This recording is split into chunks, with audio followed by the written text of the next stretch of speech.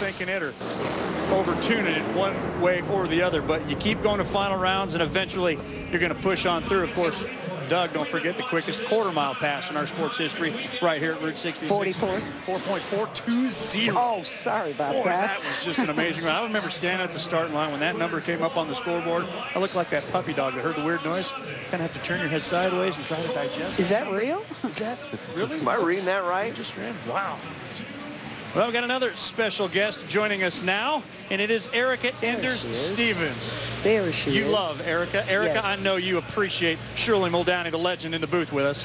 I do. I'm a huge fan. Thank you, Erica. You have no idea how much I think of you. Oh, well, I put my money on you all Well, the thank time. you. It means the world to me. Well, Erica, we're taking a look back at your first ever win here in 2012. And, you know, the barriers that Shirley had to break through with the guys. And I'm not trying to throw Greg under the bus, but he's the one that said he did not want to lose to you. And eventually that came true. You were able to get that first win. What a moment. It was definitely an exciting moment for us. I mean, oh my gosh, that scream. Who is that? Hey, it sounds like you. Wow, embarrassing. But anyway, it was, I mean, it took 7 years to get to that point, so it was just a culmination of all different kinds of feelings and, you know, very surreal. And to be able to beat Greg in the fashion that we did, and him being the only one that said what he said out of any of the other pro stock drivers, I was glad it was him. You know, all the respect in the world for that guy. He's a true champion and a very competitive driver, and but I was glad we came out on top that day. And what happened after that? You got proposed to by Richie. When are we going to see Richie? When are we putting the car together for him? Well, he'll be back in Norwalk, and then he's coming on the swing with me, but we're hoping to bring him out before the countdown. Erica Enders-Stevens, hang on. Shirley Mudowney is still with us in the booth. Let's watch this final pair here of Top Fuel's final qualifying session. It was a session that started with Brittany Force in the #1 position. Spencer Massey's alongside, and those numbers, everything could change once again. Right here, Mike. Both of these cars will definitely go for it with the conditions the way they are and being solidly in the field.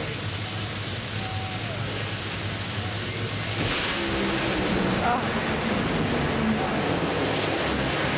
379.3, the best run by Spencer. Brittany goes 380 with a 1.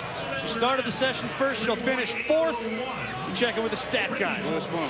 Hey, Shirley, you know, Brittany Force has qualified #1 twice this season, so I looked up in the record books the last time a female started in Top Fuel #1 3 times, and it would be you back in 1989. That's that back-to-back-to-back. Because you won, right? would have been Maple Grove? No. I just know you started #1. I didn't look at the races. Okay. Oh, gotcha, stat man. Stumped the stat guy by Shirley. I'll take it. But when you won those races back-to-back-to-back, we were talking about earlier, you started from #1 in those too, I believe.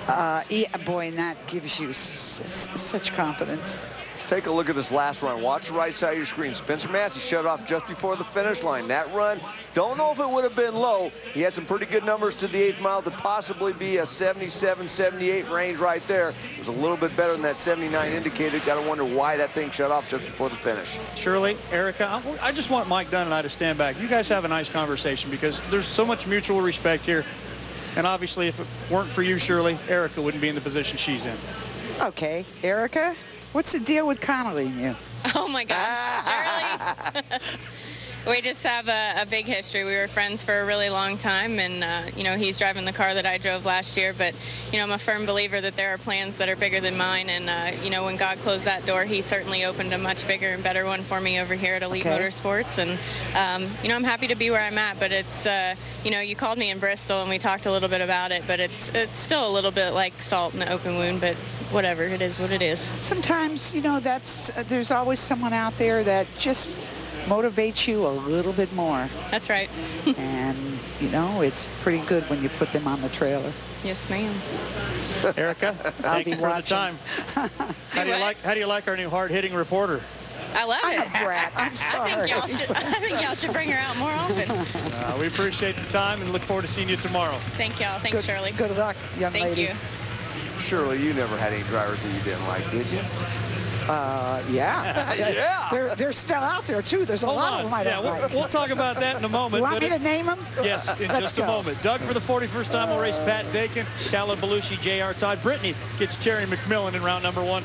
Sean Langdon's worst start ever for Alanabi in 12. Tony Schumacher's going to go up against Clay Milligan. Spencer Massey has a very good race car. Will run Bob Vandegrift, Antron, and Billy Torrance. Richie Crampton with that great run will run against TJ Zizzo in his first matchup. 19 cars. We only take 16 to final eliminations, and the last opportunity for Dale Creasy Jr. from suburban Chicago to get his machine in. The bump, you see it right there, 4.361. I don't know the man, but his nickname touches me. I've got a Chihuahua named Peanut. Yeah? Yeah, they say Peanut. I think they got to be talking about my little girl.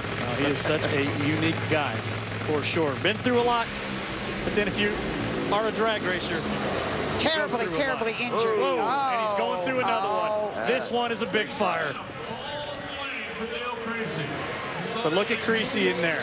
He knows what he's doing. Oh, yeah. Kept that thing dead straight. Oh, yeah. Just brings it to a stop pretty quick. He was terribly injured in Edmonton, but he, I mean, really spent a lot of time in the hospital. Reverser or something happened. Remember, there was something whipping around in there. The reverser. The handle came around. Yeah, that's a bad deal. Beat him up. Best news right there. See him out of the car already. Insult to injury. The run not quite going to get him in, but we'll be talking about this run for quite a while, just like we did Bob Bodie yesterday. Yeah, he needed to run 4:36. He saw the cylinders out and then lit up before the finish line. Possibly could have made it if that cylinder hadn't gone out, but obviously that didn't happen, and a big fire ensued, and unfortunately he's not going to be racing tomorrow. He did get that stopped really fast. And see, that's the thing. I mean, when you're on fire, he couldn't see, and he kept that thing perfectly straight. And you've had funny car fires too. We both have. Scorchers. And that's the key, is trying to keep that thing straight and get it stopped as quick as you can. He did a pretty good job there, didn't he? He did a masterful job. I mean, it's getting it. You got to get it stopped first before you can get out. Oh, look at that. Oh, brings back memories. Cannot imagine a scenario like that. Being in a claustrophobic environment like that, strapped in as tight as you are, and you cannot going breathe. as quick and as fast as you can, having to go through that fire inside. Remember, it wasn't lapping at Bob quite like it was Peanut right here. No, I mean, it was definitely burning pretty good. But I can remember we were in Epping last week, and the first time I ever saw you, Shirley, was in Epping, New Hampshire in 1971. You beat you whooped my dad. My dad was so mad. He was so mad at me. Yeah, I mean, there was smoke coming out of his ears. You went 690, I think, at 212 miles, which was a very good pass, especially on that track back in that day. Driving the iron I was driving in 71. And we all went, wow. Let's check into the top end of the racetrack with Gary Gerald. And we're standing by with Doug Coletta, who is the #1 top fuel qualifier, the 5th time this year, 41st time in your career. But we're watching the monitor, and when you see an explosion like that, you've driven funny cars a handful of times. What's the first thing that goes through your mind when you see something like that with a fellow driver?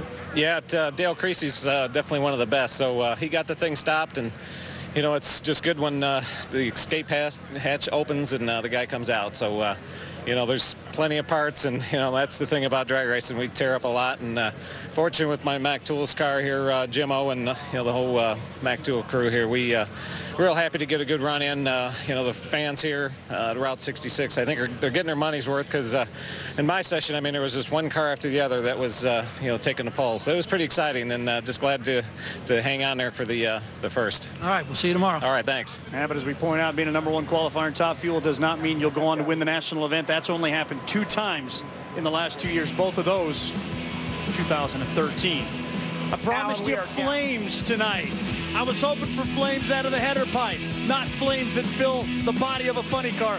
Peanut's out, he is okay, and we will race on when we come back to Route 66.